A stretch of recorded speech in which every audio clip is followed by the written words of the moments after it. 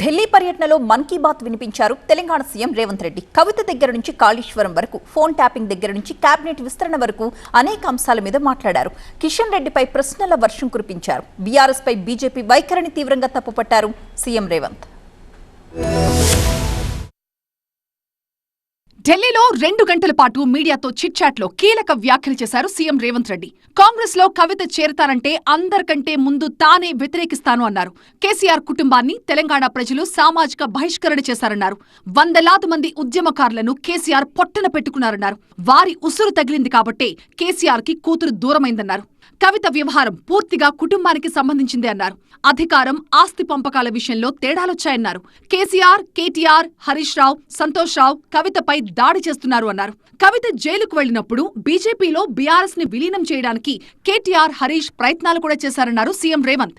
ఇక కాళేశ్వరం ప్రాజెక్టుపై సీబీఐ దర్యాప్తుని కిషన్ రెడ్డి ద్వారా కేటీఆర్ అడ్డుకుంటున్నారని ఆరోపించారు. దీనికి కిషన్ రెడ్డి సహకరిస్తున్నారు అన్నారు.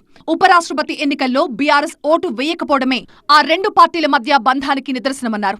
కాళేశ్వరం అవినీతిపై సీబీఐ దర్యాప్తుకి డిమాండ్ చేసిన కిషన్ రెడ్డి ఇప్పుడెందుకు మాట్లాడటం లేదని ప్రశ్నించారు. 48 గంటల్లో విచారణ జరిపిస్తామన్న కిషన్ రెడ్డి ఇప్పుడు ఎందుకు దాక్కున్నారని నిలదీశారు. ఫోన్ ట్యాపింగ్ కేసు కోర్టు పరిధిలో ఉంది కాబట్టి సీబీఐకి వెళ్లలేదన్నారు. కిషన్ రెడ్డికి సొంత ఆలోచనలుండవు, కేటీఆర్ నుంచే సలహాలు తీసుకుంటారు అన్నారు. చంద్రబాబుని, తనను ఒకే ఘాట్ని కట్టి ప్రచారం చేస్తున్నారు కాబట్టి కేటీఆర్, లోకేష్ మీటింగ్ గురించి చెప్పానన్నారు. లోకేష్ తమ్ముడు లాంటివాడు అంటూ చెప్పిన కేటీఆర్ చంద్రబాబుని జైల్లో పెట్టినప్పుడు ఏం చేశాడని ప్రశ్నించారు. ఆందోళన చేస్తామన్న వారిని కూడా అరెస్ట్ చేస్తామని హెచ్చరించారన్నారు. మంత్రులు ఎవరిని తాను భయపెట్టడం లేదు అన్నారు సీఎం. ఎవరి పని వారు చేయాలని మాత్రమే సూచించారన్నారు. కేబినెట్ లో మైనారిటీకి మంత్రి పదవి ఉంటుందన్నారు. తెలంగాణలో కూడా ఓట్ల చోరీ జరిగిందని 2018లోనే ఓట్ల చోరీ అంశాన్ని లేవనెత్తాను అన్నారు. తన అసెంబ్లీ నియోజకవర్గంలో 15,000 ఓట్లను తొలగించారన్నారు. ఓట్ల చోరీతో 5-10,000 తేడాతో ఫలితాలే మారిపోతాయన్నారు. హైదరాబాద్ మెట్రో విస్తరణ అంశంలో ప్రభుత్వం ఎల్ఎన్టీతో కలిసి పనిచేయాలన్నారు. కేసీఆర్, ఎల్ఎన్టీ చేసిన నష్టానికి ప్రజలు మూల్యం చెల్లించుకోవాలా అని నిలదీశారు. మెట్రో, ఆర్ఆర్ఆర్ ప్రాజెక్టులకి కేంద్రం కావాలనే ఆమోదం తెలపడం లేదు అన్నారు.